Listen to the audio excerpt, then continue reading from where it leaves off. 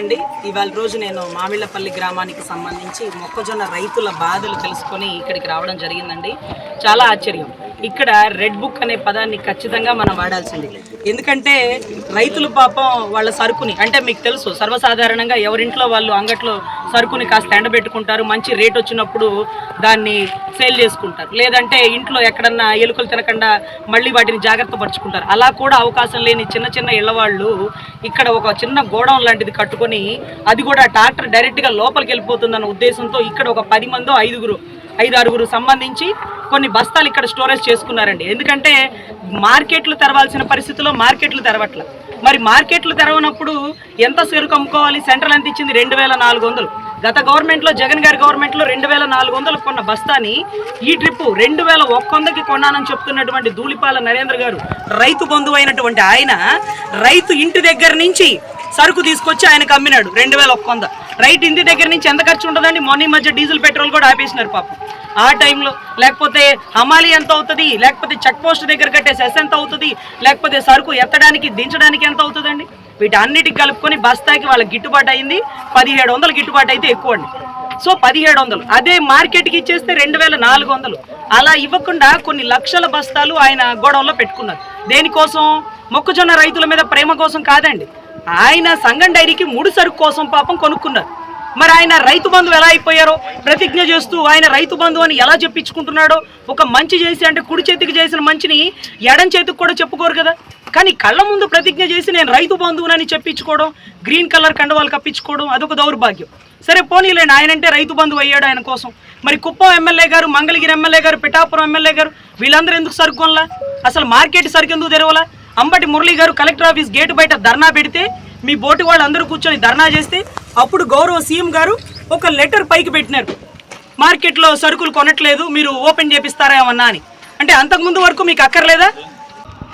ధూళిపాల నరేంద్ర సంగం డైరీలో 1,00,000 బస్తాలు ఉన్నాయి, నువ్వు కొనుక్కున్నావు. 1650 రైతు గిట్టుబాటు అవుతుంది. నీ బ్రోకర్కి 150 రూపాయలు 200 ఇస్తున్నావు. బస్తాలు కట్ చేసుకుంటున్నావు. ఎప్పుడు ఎత్తుడు దింపుడు కూలి అంటున్నావు, ట్రాన్స్పోర్ట్ అంటున్నావు, నువ్వు 2100 రాసుకుంటున్నావు. అంతేకాదు, నువ్వు చేస్తున్నటువంటి అక్రమాలు రికార్డులతో సహా నిరూపిస్తాను. జగ్గైపేటలో గోడౌన్ ఉంది, సూర్యాపేటలో గోడౌన్ ఉంది. లక్షలాది బస్తాలు అక్కడ నిల్వ చేసి నీ మిత్రుడైన రేవంత్ రెడ్డి ప్రభుత్వంలో 2400 మద్దతు ధరకు పొన్నూరు నియోజకవర్గం ఆంధ్రప్రదేశ్ సంపద అంతా తెలంగాణకు నువ్వు అమ్ముకుంటున్నావు, కోట్ల తీస్తున్నావు. నువ్వు దళారీ మాఫియాలకు గ్యాంగ్ లీడర్ నువ్వే నువ్వే నువ్వే. ఈ గ్రామంలో నువ్వు చిచ్చు పెట్టడానికి నువ్వు ప్రయత్నం చేస్తున్నావు. సరే, నువ్వు ఏదైనా భరిస్తా, మెడకాయ కోసినా భరిస్తా, చెంపదెబ్బలు కొట్టిన భరిస్తా, ఒంటి మీద కొరడాతో కొట్టిన భరిస్తా. 2400 తెలుగుదేశం, జనసేన, వైసీపీ ఏ రైతన్నా కూడా 2400కు నువ్వు కొనిపించు.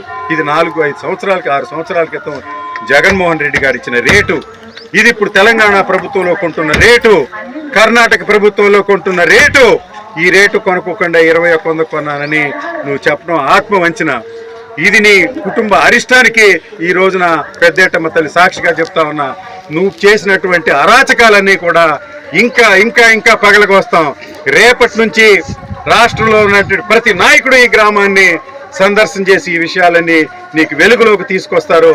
ఈ మామిళ్ళపల్లి గ్రామం నిన్ను వెందంటే 6 పర్యాయాలు నేను రాకముందు నీకు ఓట్లేసింది. అలాంటి గ్రామానికి నువ్వు చిచ్చుబెట్టి ద్రోహం చేయాలనుకుంటున్న వ్యక్తి నువ్వు కనుక ఇది నీ అరిష్టానికే వచ్చిందని ఇందు మూలంగా నిన్ను హెచ్చరిక చేస్తూ, ఎప్పటికైనా గోడౌన్ తెరిపించి రజనీ గారు చెప్పినట్లుగా ఎంఆర్ఓతో మాట్లాడినట్టుగా వెంటనే సరుకిచ్చి వారు అమ్ముకుని కూలీలకు డబ్బు కట్టుకోవాల్సిన పరిస్థితి ఉంది.